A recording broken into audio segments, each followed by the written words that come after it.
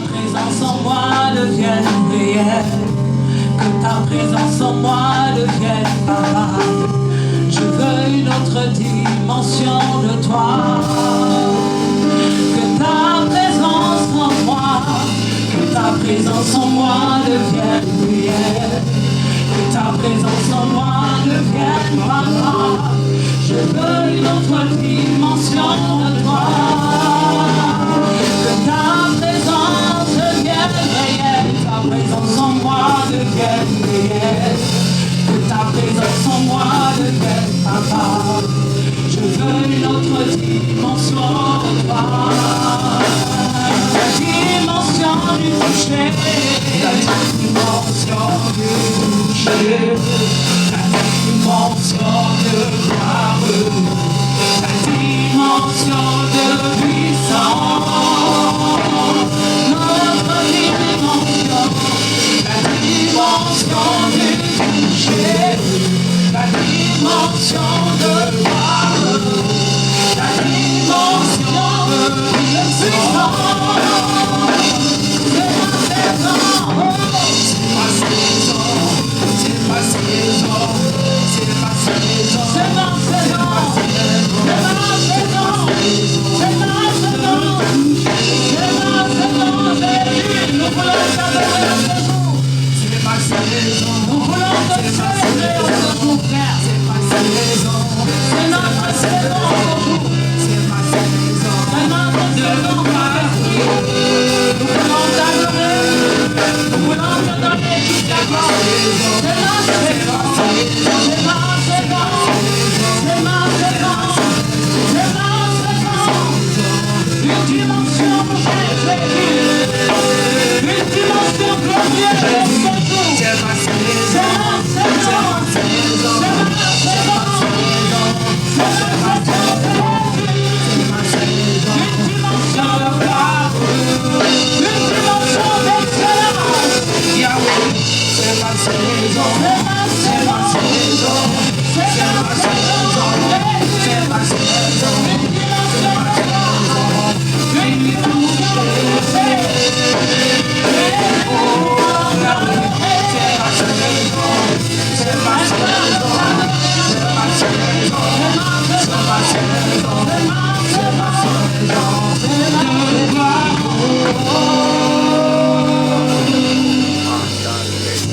que ta présence en moi devienne réelle. Que ta présence en moi devienne papa. Je veux une autre dimension de toi.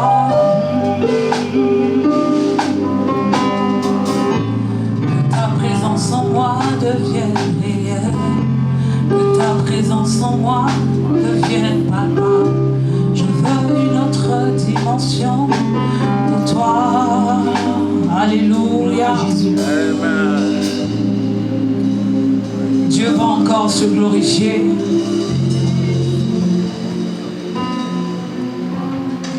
Ce matin, j'ai la lourde responsabilité de parler de la part du Seigneur. Et si le Saint-Esprit ne me fait pas grâce, je ne vais pas y arriver.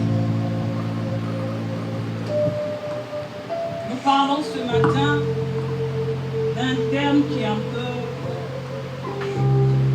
qui est un peu contrasté. Le thème de mon message ce matin, tu as dû le voir passer sur les réseaux sociaux. La main visible d'un Dieu invisible. La main visible d'un Dieu invisible. C'est le thème de mon message ce matin. Et le Seigneur nous a emmenés dans le livre de Luc. Luc 10, versets 30 à 35. La main visible d'un Dieu qui lui est invisible. C'est un terme, lorsque je le reçois, qui moi-même en premier me perturbe. Je dis, Seigneur, comment est-ce possible qu'une entité qui n'est pas visible peut avoir en elle une partie d'elle-même qui est visible? Ce thème m'a perturbé toute cette semaine. Je suis resté dans le lieu secret en train de lui dire, il faut que tu me parles, parce que si tu es invisible, logiquement, tu ne peux pas avoir une partie de toi qui est visible. Donc comment ça se fait que tu m'emmènes dans un texte qui est très contrasté?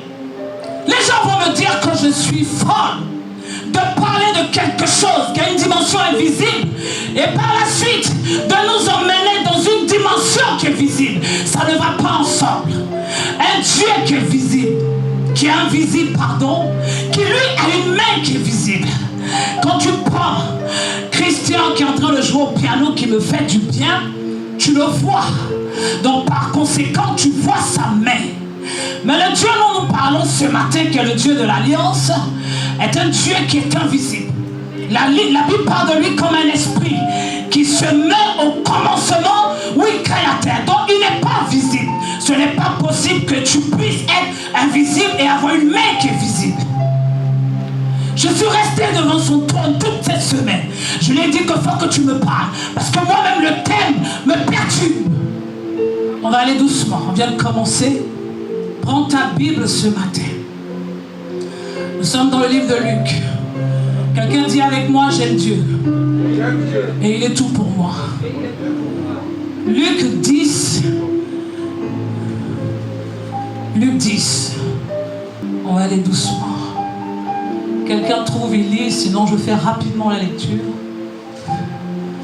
Luc 10, versets 30 à 35. Je lis la parole du Seigneur. Est-ce qu'on peut se lever pour honorer cette parole? Luc 10, versets 30 à 35. Dans ma version, il est écrit pour annoncer ce chapitre-là, la parabole du bon samaritain. Et c'est dans ce couple bon et samaritain que nous tirons notre message du jour. Le bon et samaritain. C'est un binôme qui ne va pas ensemble.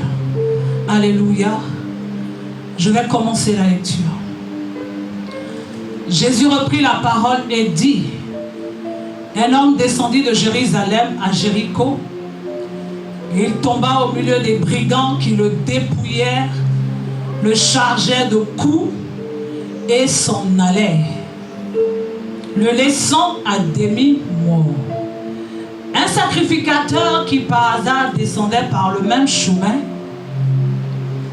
ayant vu cet homme, passa outre. Un lévite qui arriva aussi dans ce lieu, l'ayant vu, passa outre. Mais un samaritain qui voyageait, étant venu là, fut ému de compassion lorsqu'il le vit. Il s'approcha et banda ses plaies en y versant de l'huile et du vin. Puis il le mit sur sa propre monture, le conduisit à une hôtellerie et prit soin de lui. Le lendemain, il tira 2 deniers, les donna à l'autre et dit, aie soin de lui, et ce que tu dépenseras de plus, je te le rendrai à mon retour. Acclame la parole du Seigneur. On peut s'asseoir. Je disais en entame de mon propos que ce thème est un peu complexe et contradictoire. Un Dieu invisible qui a une main qui est visible.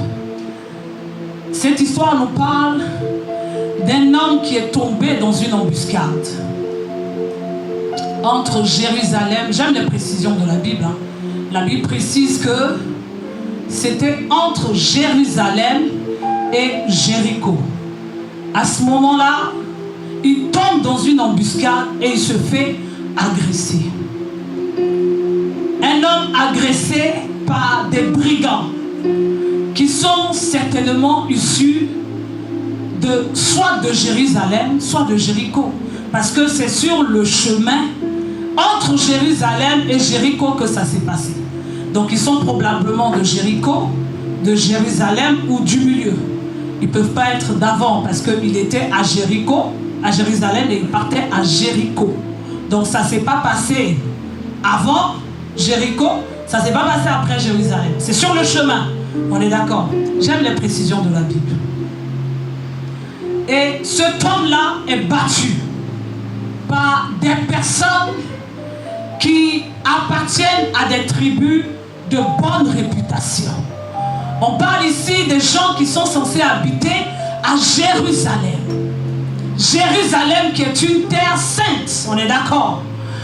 On parle de personnes, d'un monsieur qui a été agressé par des gens qui sont certainement de Jéricho. Souvenez-vous de Jéricho qui tombe avec la louange. Donc, c'est des gens qui potentiellement ont la culture du savoir bien faire. Mais comme par hasard, ce sont ces deux personnes-là, ce sont ces gens qui sont habitants de ces deux villes qui agressent ce monsieur.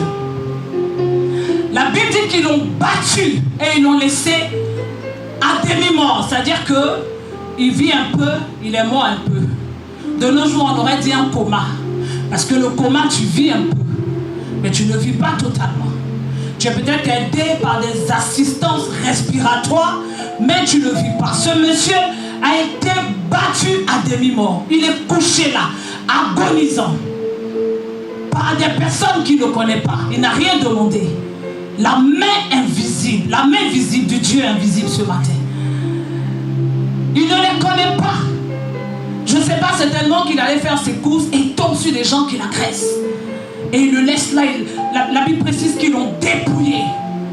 Ils ont, au-delà du fait qu'on le tabasse, on pense qu'il lui reste. Pour ne même pas lui donner l'occasion de pouvoir se relever, appeler un taxi pour lui dépose-moi au CHU.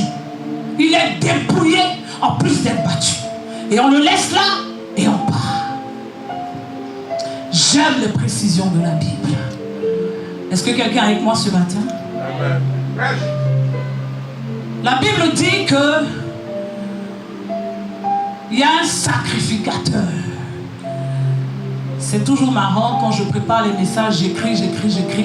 Puis quand j'arrive sur la chair, je dis autre chose.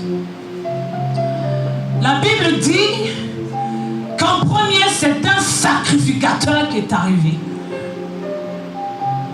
Un sacrificateur. Quelqu'un à qui on donne les offrandes pour aller les présenter à Dieu. Il voit cet homme couché et il le dépasse. Si c'était toi, papa, c'est choquant. C'est pas rationnel. Logiquement, un sacrificateur est censé relever ce monsieur. Ce n'est pas possible qu'il le dépasse. Ça aurait choqué l'entendement humain. Si ça se passait ici, on aurait été tous choqués. Mais le sacrificateur, la Bible dit qu'il est passé outre. Il n'y a pas plus foutaise que ça. Ça dit le monsieur est couché et il le saute. C'est ce que ça veut dire en français de Côte d'Ivoire. Il a sauté. Passé outre. Ça veut dire qu'il a vu. Il est conscient que cet homme a besoin d'aide. Et il le laisse là. Il passe outre. Le prochain qui arrive, c'est un lévite. Voici un autre sacrificateur aussi. Des gens qui ont la parole, qui ont été éduqués dans les principes de la loi de Moïse. Logiquement, il sait qu'il faut faire du bien. Mais il voit encore ce monsieur, pareil, il passe encore outre, 2 fois outre. 2 personnes qui ont la culture de l'aide passent outre.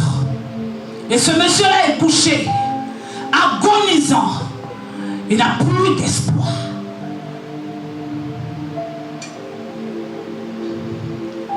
Je vais vous expliquer un peu qui sont les Samaritains et les Juifs.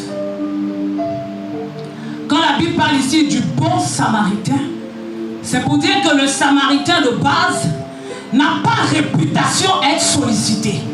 Allons voir ça dans le livre de Luc. Pardon, pas Luc.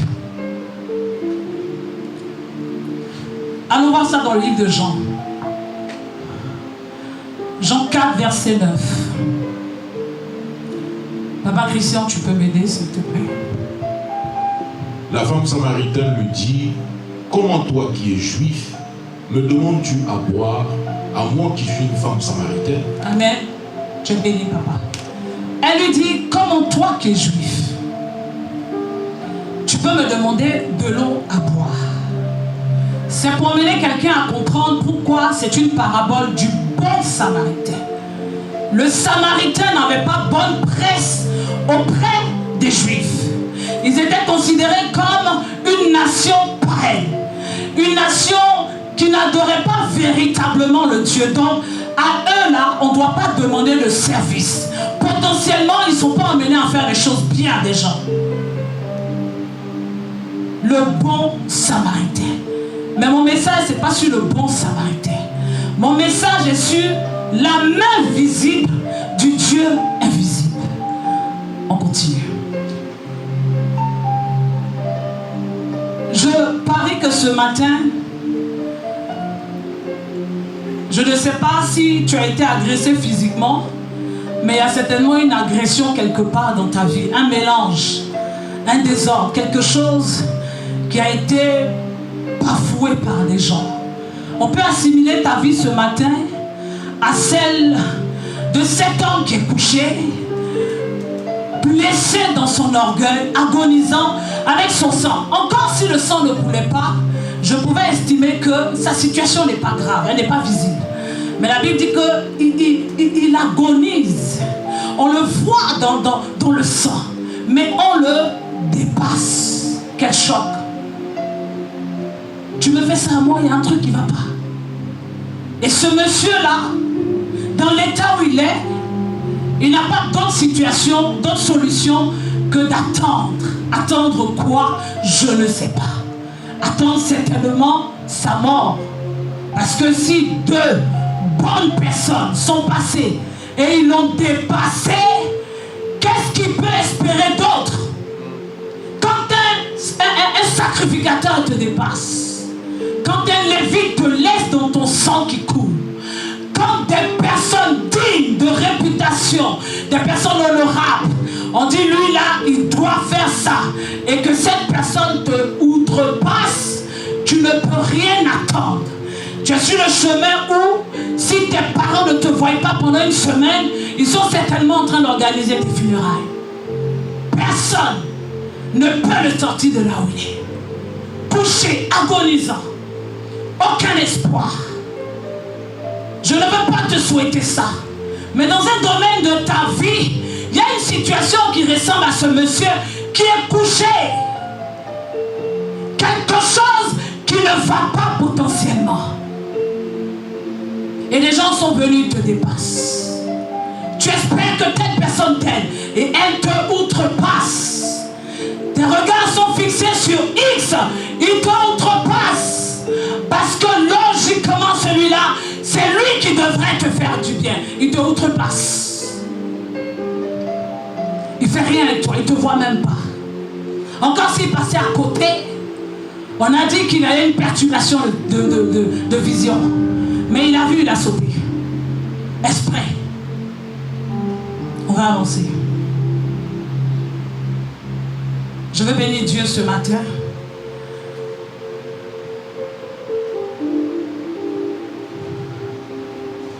La main visible du Dieu invisible.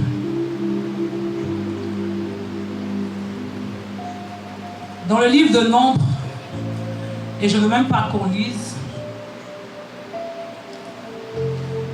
je vais te donner la référence, tu vas peut-être le lire après à la maison. Nombre 18, versets 20 à 24. Ça va t'orienter sur qui est le Lévite.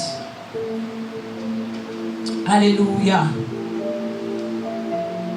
Ce matin, quand tu prends la suite, dans le livre de Luc 10, versets 30 à 35, la Bible dit que quand ils l'ont outrepassé, il y a un Samaritain qui passait par là. On ne sait pas où lui il quitte. La Samarie n'a rien à voir avec ce chemin-là. On dit qu'il passait par là. le Samaritain. Et il s'arrête pour cette personne. Et ce qui est impressionnant, c'est que il prend le soin. Luc, c'est Luc qui écrit cet évangile. Et je pense que tu le sais, Luc, c'est un médecin.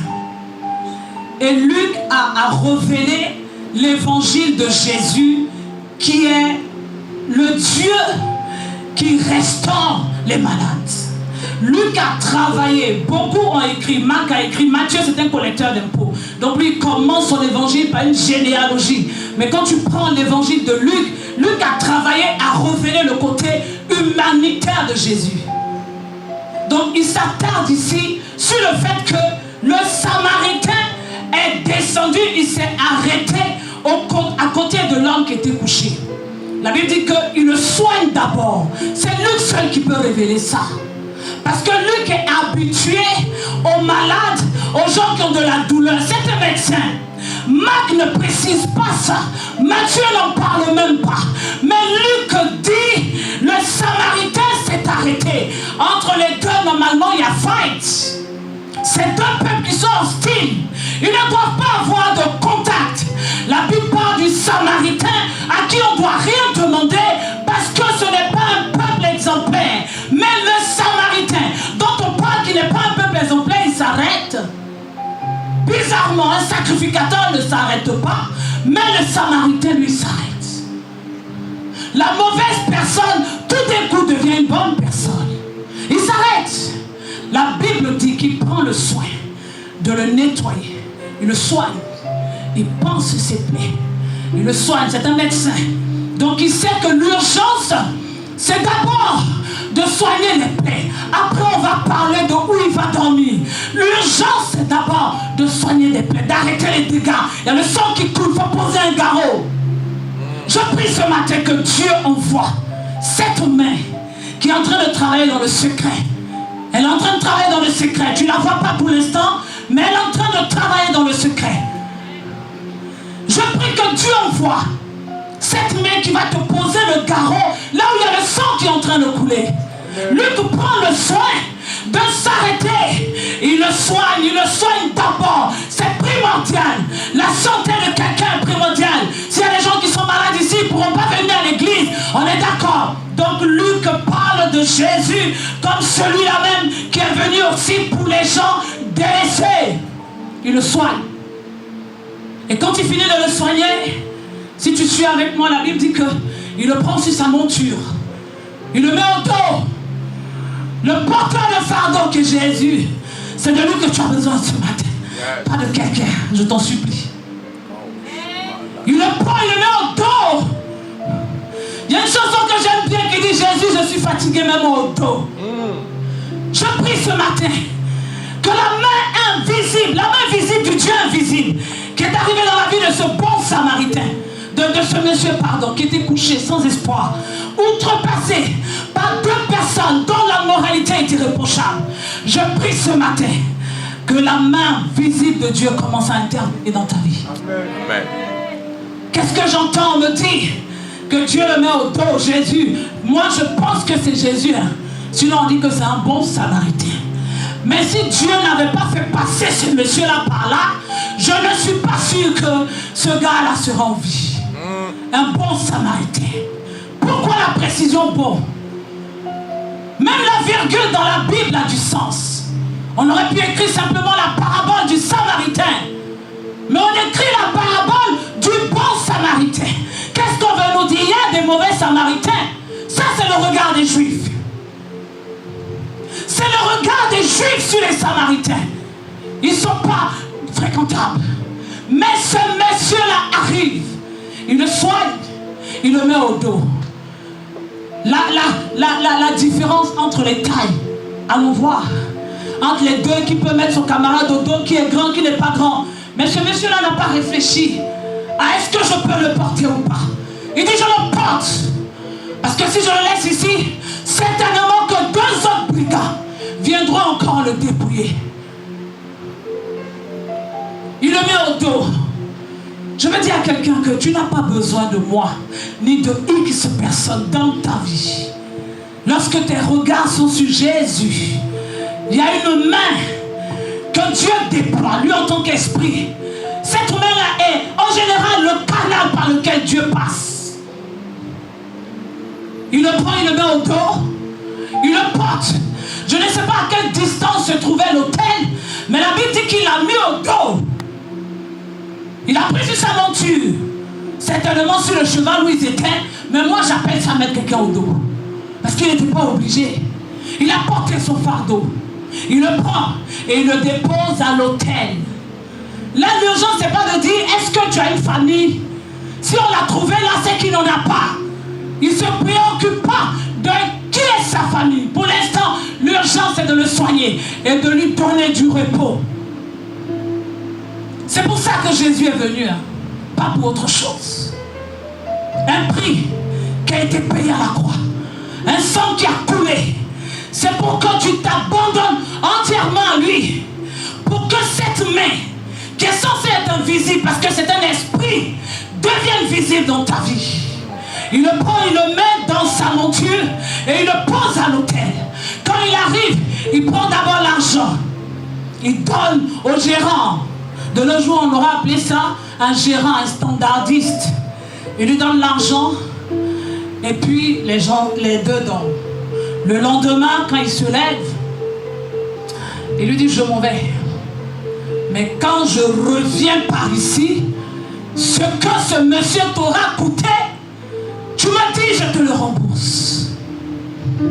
C'est de ce Jésus que je suis venu te parler. La main visible dont je t'ai parlé toute la semaine avec le flyer. C'est de cette main-là que je suis venu te parler. Cette main qui est venue dire au monsieur qui est couché, agressé, lève-toi. Il lui a d'abord tendu la main, hein, certainement. Lève-toi. C'est vrai, il t'a agressé. C'est vrai, il y a eu du mal. Mais lève-toi. Je suis venu pour toi. Luc aime parler de Jésus comme le médecin. Il prouve que Jésus est venu pour tout le monde. Pas pour les sacrificateurs, les lévites, ceux qui pensaient, il y a combien il les a décensés? Ceux qu'on pense que c'est le las. Jésus démontre qu'en fait, il n'est même pas venu pour eux-mêmes. Parce que voilà les comportements. Il est venu pour tout le monde. Normalement, le bon samaritain ne doit pas s'arrêter. Parce qu'il est sur un chemin où tout ce village-là, hostilité. Mais Dieu parle à son cœur. Et il devient une main visible pour ce Dieu qui est invisible. Je voudrais ce matin que tu arrêtes d'emprisonner les gens dans ton cœur. J'étais très fébrile à l'époque. Quand j'avais besoin de quelqu'un. Quand j'avais besoin que tu me rendes service et que je pouvais rester dessus une semaine, ça me faisait mal parce que tu es ma personne. Et un jour Dieu m'a dit, l'Esprit de Dieu m'a clairement dit, tant qu'elle va te rendre service, je ne te rendrai pas service. Je ne m'occuperai pas de toi. Arrête de mettre les gens dans ton cœur parce qu'à des moments précis, ils ne t'ont pas aidé. Un sacrificateur a dépassé ce monsieur, outrepassé. Un lévite prédicateur, il maîtrise les lois. Les tables de Moïse, il les connaît par cœur. Les lévites, il le dépasse. Mais c'est un monsieur de la Samarie. La Samaritaine dit, si tu savais à qui tu demandais de l'eau, Jésus, moi je ne suis pas une bonne femme. Entre toi, juif, et nous, il y a un problème. J'aime Luc. Parce que lui-même, Luc, c'est pas un juif. Ça m'a ébranlé quand je suis tombée sur cette information. Ce n'est pas un juif. Donc il écrit pour dire à l'humanité que Jésus est venu aussi bien pour les juifs que pour tout le reste. Amen. Je prie ce matin que ce Dieu qui a relevé cet homme puisse rentrer dans ta vie. Amen. Je prie ce matin que de la manière dont ce monsieur-là a payé, il dit je paye et je m'en vais et ce qu'il aura généré comme facture, je reviens te payer. Je prie que Jésus, qui part mourir à la croix pour que nous on ne doive rien à personne, Je prie que toutes les factures, toutes les dettes, que ton existence sur la terre, ton existence dans ce pays ont généré, je prie que ces dettes-là soient restaurées par Jésus. Amen. Il aurait pu le laisser là dire, bon, je paye la facture d'aujourd'hui. Mais il dit, quand je reviens, il est revenu quand on ne sait pas. Peut-être un mois. Donc le gars a payé peut-être un mois de facture. Peut-être 2 mois de facture. Peut-être 4 mois de facture. Ce qui est sûr, c'est qu'il a payé une facture. Mais de combien, on ne sait pas. Le lourd tribut que Jésus a payé pour toi, c'est là.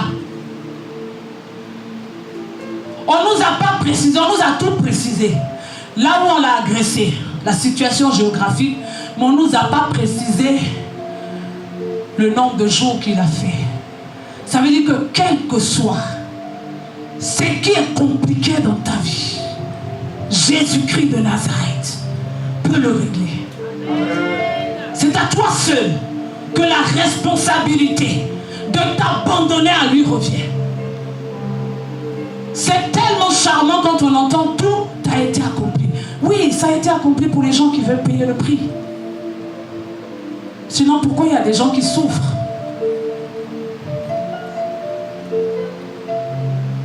Le bon samaritain.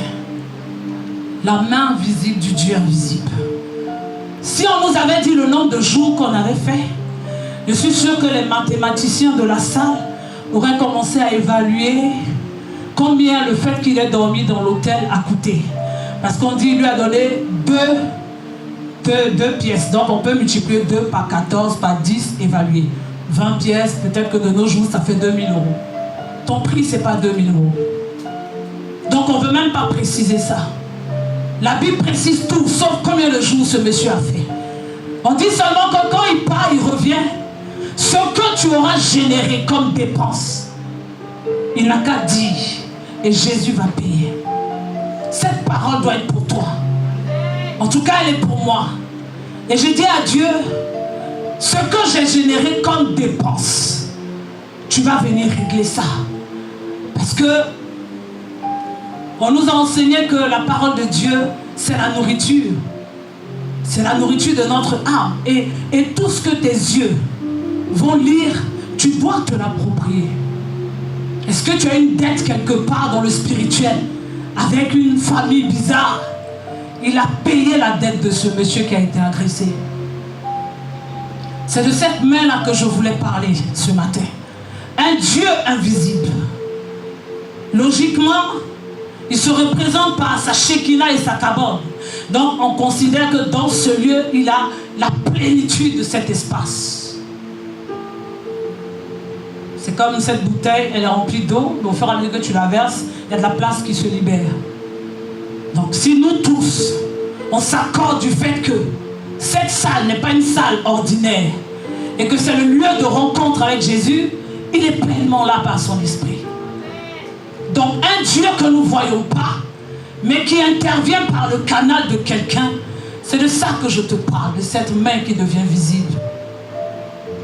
Prends Jésus au sérieux et arrête d'emprisonner les gens dans ton cœur. Celui-là devait me rendre tel service, il ne m'a pas rendu ce service, je lui en veux. Non, n'en veux à personne. Je suis sûr que ce monsieur-là, s'il se lève de là où il est, il ne verra même plus les sacrificateurs, ils sont partis.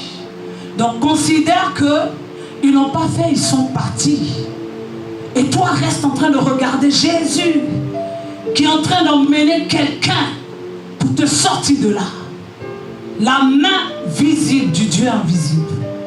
Elle intervient quand tu n'as plus d'espoir.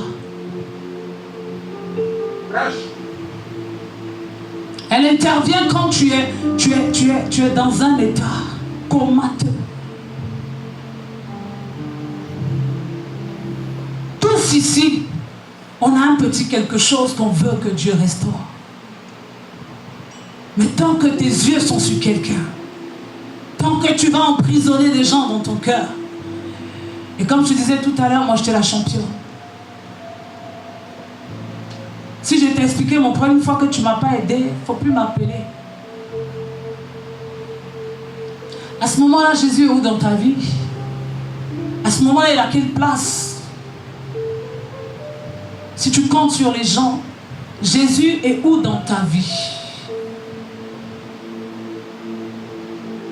Il peut dépêcher quelqu'un que tu ne soupçonnes même pas.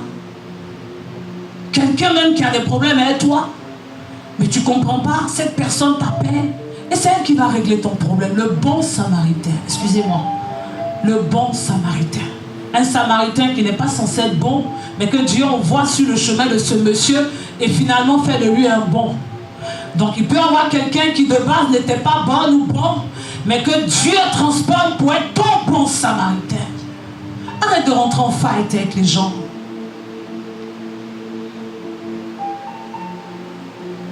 Il met les gens au dos.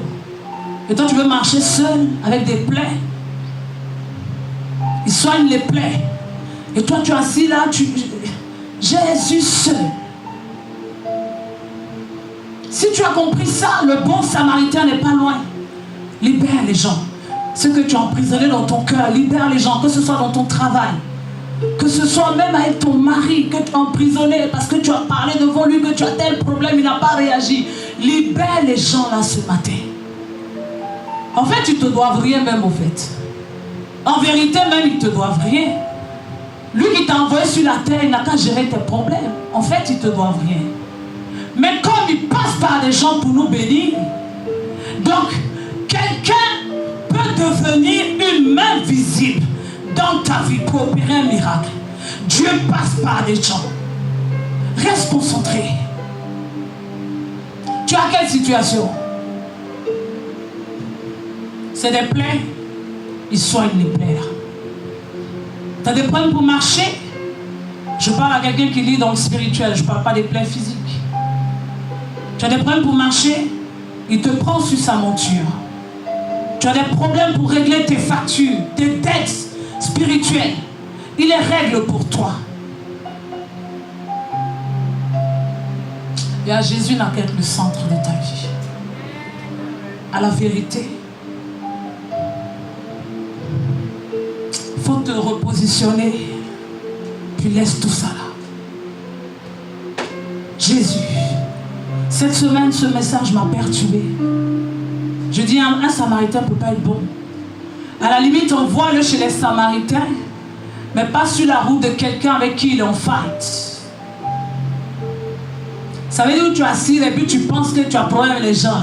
Un matin, même Dieu peut te dire, va aider la personne. Tu vas pleurer jusqu'à mais tu es obligé de partir. Donc, si tu sais que tu n'as pas la force d'aller régler les problèmes des gens qui sont tes ennemis, arrête de faire d'eux des ennemis. Parce qu'un matin, Dieu te soulève pour dire, va l'aider. Le samaritain et le juif ne collaborent pas. La samaritaine dit à Jésus, tu ne peux pas me demander de l'eau. Parce que toi et moi, on ne devrait même pas s'arrêter là pour parler. La main visible du Dieu invisible. Il s'appelle Jésus et il est bon pour toi. Quand ça ne va pas, il faut trouver dans ta maison un petit coin qui est pour toi spécialement. Quand on te voit là-bas, on sait qu'elle n'a plus le temps.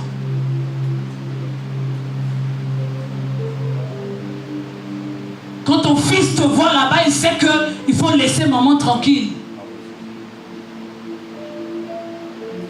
Quand ton mari rentre pressé, il ouvre la porte, il te voit là, il sait qu'il faut la laisser tranquille. Il faut trouver un endroit dans ta maison.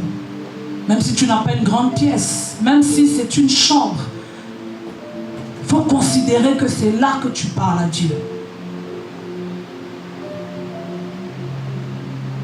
Si ce monsieur-là avait encore de l'espoir, Jésus ne serait pas venu intervenir pour lui. Quand tu as de l'espoir, il n'intervient pas. Quand tu comptes sur les gens, il n'intervient pas. Il dit de lui qu'il est la source intarissable. Donc à un moment donné, quand tu as une autre source, il la sèche. Parce qu'il ne partage pas sa gloire. Quand une personne, 2 personnes, 3 personnes, quand les gens ne prennent soin que de toi, ils sèchent la source. Pour que tu reviennes à ton premier amour qui est lui. Tu ne dois dépendre que de Jésus, pas de quelqu'un d'autre. Il y a des plaies que Dieu a créées dans nos cœurs en nous mettant dans des situations comme ça. On ne comprend pas. Mais si quelqu'un est ton espoir, Dieu sèche la source. Parce que quand il dit qu'il a une source intarissable, ça veut dire que c'est de lui seul que tu dois t'approvisionner. Si quelqu'un d'autre se permet de dire que c'est moi qui lui donne à manger, il met un fight entre vous. Sois juste un canal quand Dieu te parle. Mais ne fais pas de toi la source de quelqu'un. Il va sécher ça. Quand tu comptes trop sur quelqu'un, il sèche ça. Pardon. Que le sacrifice à la croix ne soit pas vain. Il s'est dépouillé pour nous. Il s'est dépouillé pour nous. Et pendant qu'il dit, vous qui êtes fatigués, mais cette parabole démontre cette phrase. Vous qui êtes fatigués, venez à moi. Et tu es fatigué, tu vas où? Il te montre que réellement, il prend les gens qui sont fatigués et les met au dos. Il soigne les gens qui sont blessés et il restaure les finances. Parce que moi, quand je vois l'argent, je comprends qu'on parle de finances là. Donc il a payé, il est revenu payer la facture et je suis sûr qu'il lui a donné un peu d'argent et il est parti. De quoi peut-être payer le transport pour rentrer chez lui et subvenir sur quelque temps. Je ne suis pas sûr qu'il a laissé comme ça. Donc quand Dieu va venir, penser tes blessures, te prendre parce que tu es fatigué, te déposer dans un endroit qui est un endroit de repos, il ne va pas te laisser sans finances. Les finances là, ça vient après. On n'a pas dit qu'il lui a donné l'argent avant. Il a pris le soin d'abord. Luc le médecin a défini les urgences par priorité. Il faut qu'on te soigne d'abord avant de te donner l'argent. Parce qu'on ne vient pas à Jésus pour l'argent. Donc il faut qu'on te soigne, nettoie tes plaies avant qu'on te parle d'argent. Et maintenant quand tes plaies sont nettoyées, il faut que, parce que tu n'as pas de force, ils te prennent sur sa monture et ils cherchent un endroit où te déposer pour que tu puisses te reposer. Ce monsieur a besoin de repos. Ils lui ont donné à manger dans l'hôtel. C'est un hôtel donc il a à manger. Il a renouvelé ses forces par la nourriture. Autant de fois qu'il a mangé, Jésus est venu, il a payé.